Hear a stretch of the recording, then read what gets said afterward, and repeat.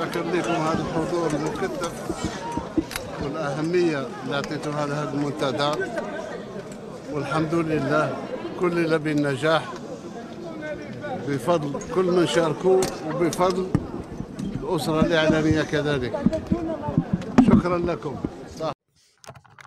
والله العظيم الى هذا المنظر هذا الى فكرني بهذوك اللي كيبيعوا في الاسواق الشعبيه، دول برغوت، دول قمل، دول قميله، مع احتراماتي لدوك الناس اللي كيبيعوا في الاسواق الشعبيه. اذا مشاهدينا كما شفتوا هذا مؤتمر صحفي نتاع الدول المصدرين للغاز بالجزائر. قالهم غير ضاربوا بدوك الميكروفونات وخلاها جمال بالماضي بشحال عزيز عليكم الميكروفونات.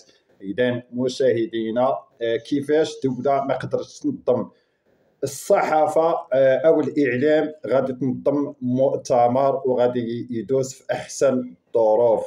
وهذا الشيء هذا راه كيضحك وكيضحك عليهم حتى الدول المشاركه في هذا المؤتمر هذا.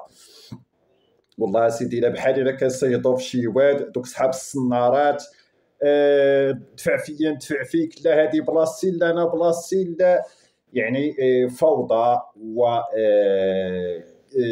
الشوهه نتاع الاعلام الجزائري. فين ما مشاو دايرين الشوهه، كيضاربوا بالميكروفونات. شكون يهضر مع تبون حاشاكم؟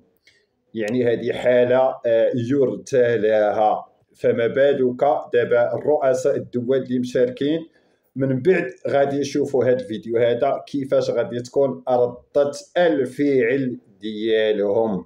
تنظيم كارثي وفوضى عارمه في المؤتمر للدول المصدره للغاز. ولكن نحن هذا الشيء هذا ما غريبش علينا، يعني المستوى نتاع الاعلام حظيره الكبرانات، يعني اعلام دون مستوى ديالهم بطبيعه الحال منحط، ما كاينش تنظيم، ما كاينش لا حول ولا قوه الا بالله العلي العظيم. هذه مهزله ومستوى كارثي لصحافه الزيكو.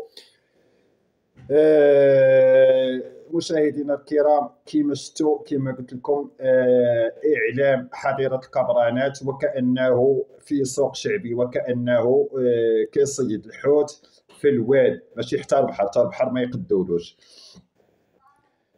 هذه كارثه نتاع هذا الاعلام حظيره الكبرانات الجزائري، كارثه مشاهدينا الكرام. فما بالك الدول المشاركه اللي قلت لكم من بعد غادي يشوفوا هاد الفيديوهات هذه، هاد المنظر هذا ديال هاد صحافه الزيكو. يعني شوهه وكارثه ديال اعلام حظيره الكبرانات، اعلام الزيكو. مشاهدينا الكرام وصلنا لنهايه الفيديو، ما تنساوش التشجيع نتاعنا بالاشتراك بالقناه، والسلام عليكم.